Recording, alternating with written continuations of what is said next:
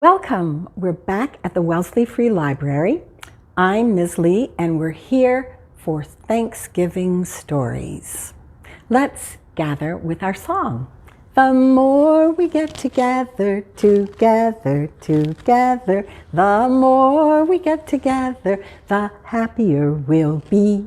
For your friends are my friends and my friends are your friends. Oh, the more we get together, the happier we'll be. I have a trick. See if you can do exactly what I do. Hold one hand in front of you and with your pointer finger, go turkey, turkey, turkey, turkey, whoops, turkey, whoops, turkey, turkey, turkey, turkey. Did you do exactly what I did? Most people forget to cross their arms after they do the little finger motions. So let's do it one more time and you can play tricks on your family and your friends. All right, here's the trick. You put your hand in front of you and you take your pointer finger of the other hand and you go turkey, turkey, turkey, turkey, whoops, turkey, whoops, turkey, turkey, turkey, turkey. I think I forgot to say, do exactly what I do, and that's what you have to say before you do the whole trick.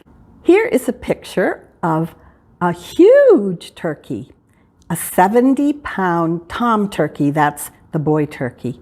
And right next to the turkey is a boy, Donnie Big Feather, and he weighs 35 pounds, which is exactly half of 70 pounds. Now, when you have your turkey for Thanksgiving, it will probably be 15 pounds or maybe 20 pounds. Nobody would ever be able to cook or eat a 70-pound turkey. So let's try acting like turkeys. So, what turkeys do is they have a long scratch with one foot and two short scratches with the other one, and then a long scratch. So let's try that. Long, short, short, long, short, short, long, short, short. Now we're going to add our wings, and they go back and forth and back and forth. Are you ready? Long, short, short, long, short, short, long, short, short, long, short, short.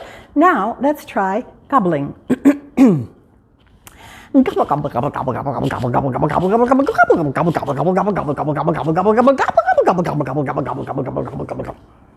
Now, this is the hardest part of all. Turkeys sort of bob their heads.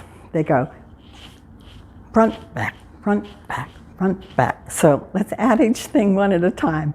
I can't do this very well. Long, short, short, long, short, short. Wings, flap, flap. Wings, flap, flap. Gobble, gobble, gobble, gobble, gobble. Gobble, gobble, gobble, gobble, gobble. Gobble, gobble, gobble, gobble, gobble, gobble, gobble, gobble, gobble, gobble.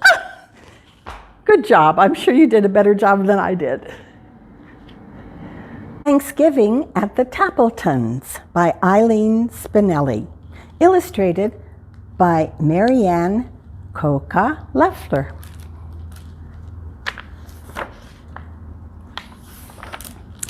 Thanksgiving at the Toppletons was always a big day. Thanksgiving at the Toppletons meant, of course, the Toppleton family. Mr. Toppleton, Mrs. Toppleton, Jenny Toppleton, Kenny Toppleton, and grandmother and grandfather Toppleton, and Aunt Hetta and Uncle Fritz, and most certainly, of course, the turkey and the trimmings. It was still dark when Mrs. Toppleton lit the oven and took the big turkey out of the refrigerator. Just then, someone knocked at the kitchen door. It was Mike, the milkman.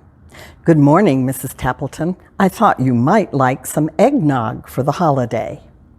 As Mrs. Toppleton reached for the eggnog, the turkey slipped from under her arm. Now, on a warmer day, this might not have been a problem, But this Thanksgiving Day was quite cold, and the step was covered with ice.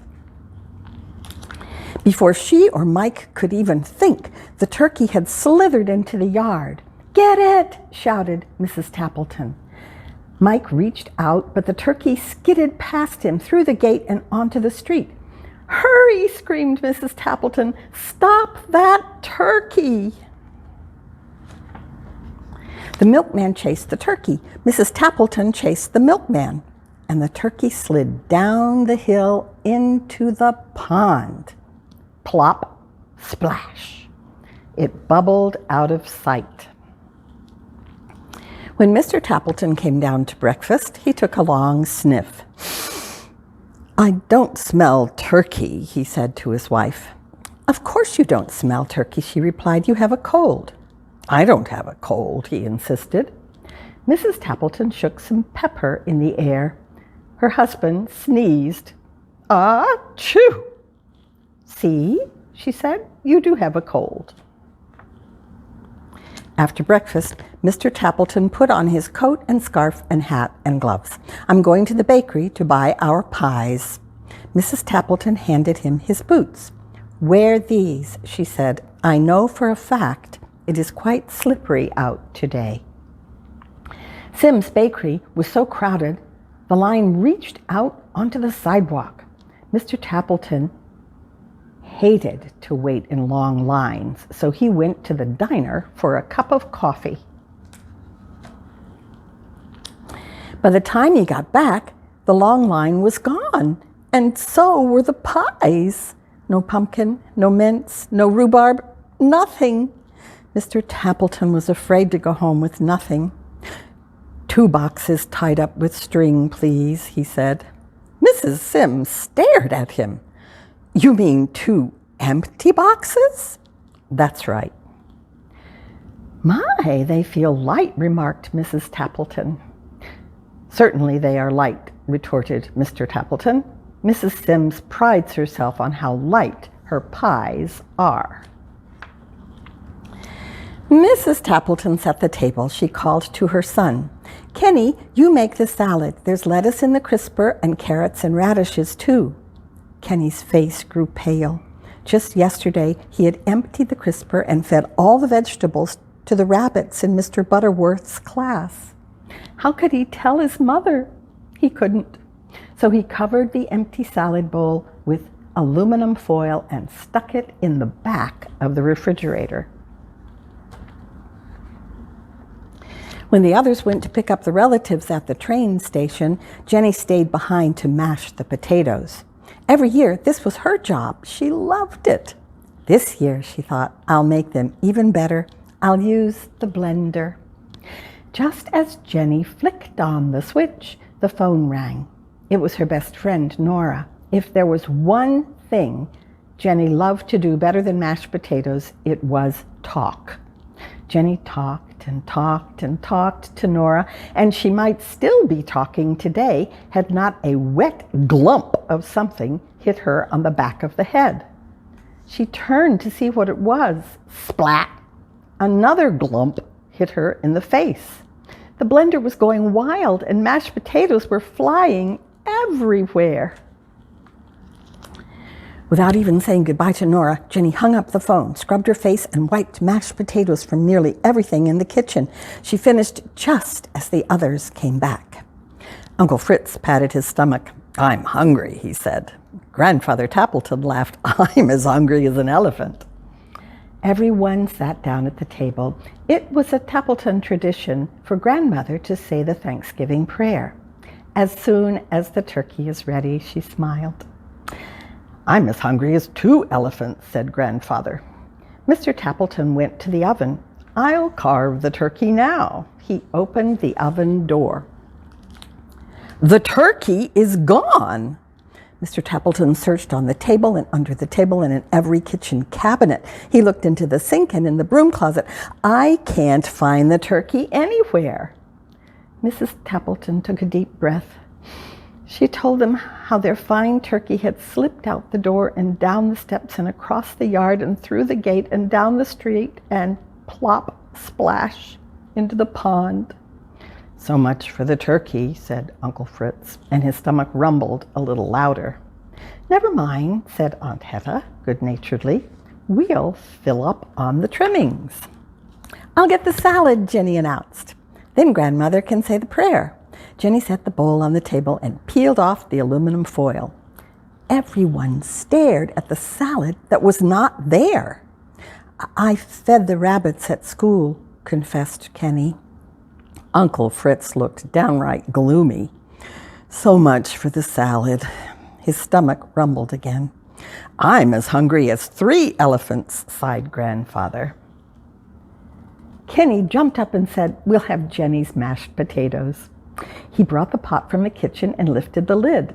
I was on the phone, said Jenny meekly, and the blender went wild. So much for the potatoes. Uncle Fritz's stomach rumbled even more. I'm as hungry as 4 elephants, Grandfather declared. The pies, cried Mrs. Toppleton. I'll get the pies. I'll say grace as soon as the pies are cut. Grandmother smiled.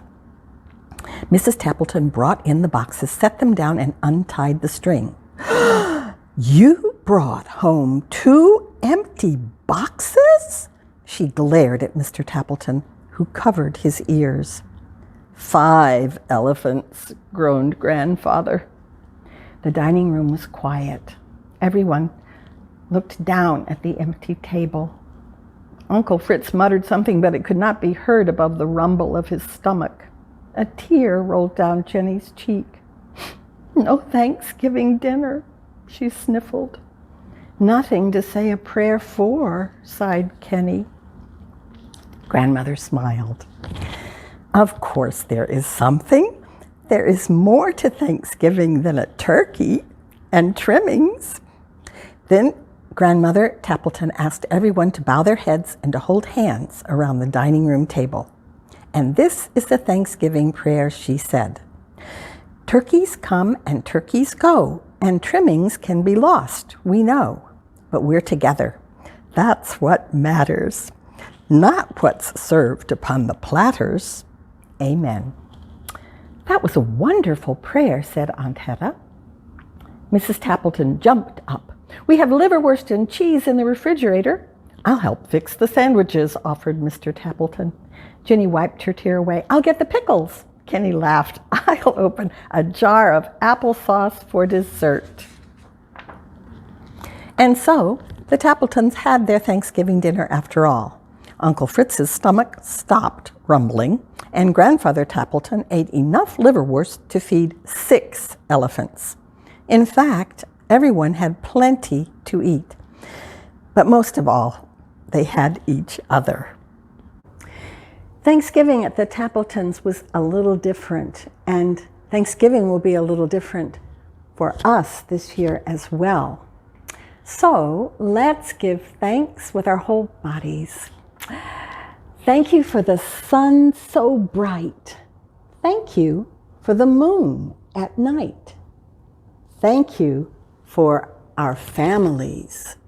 Thank you for friends who play with me. Thank you for everything I see. I am thankful as can be. So this Thanksgiving, remember that even if there aren't as many people around your Thanksgiving dinner table, you will be with people you love, and you know that they love you. Have a warm and wonderful day of Thanksgiving.